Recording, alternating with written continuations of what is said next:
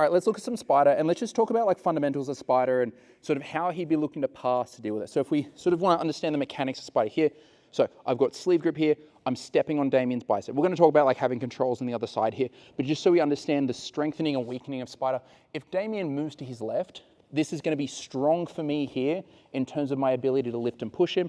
But what's going to be weak for me is if he moves in the direction of my spider here, because now he starts getting outside, he can start clearing my foot, things like this.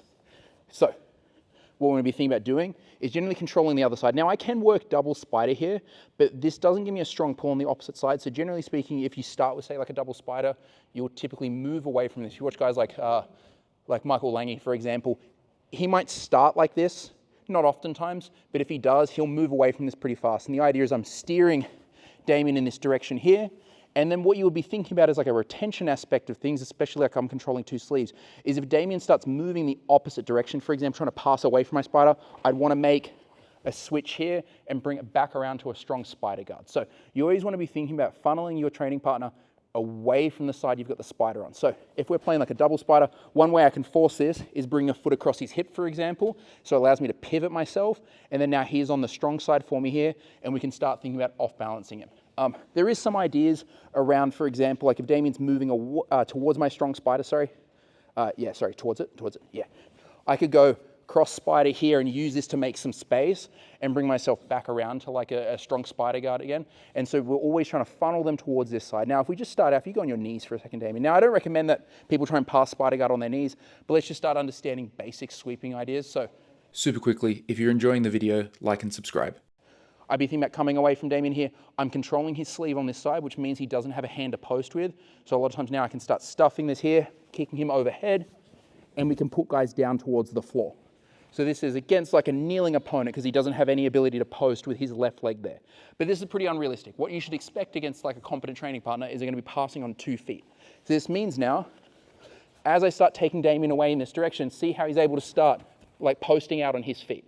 So oftentimes now we're going to use an off balance in one direction and then try and take him back the other way here. So if we think about starting out from a spider, I might start thinking about trying to take Damien towards a strong side, off balancing him like this here. But then now what I'm thinking about doing is using my leg, blocking the back of Damien's leg here, and then taking him away from me in the other direction, just like this. Because we're always looking to try and take someone into a sweep away from a side, that, like away from any of their posts.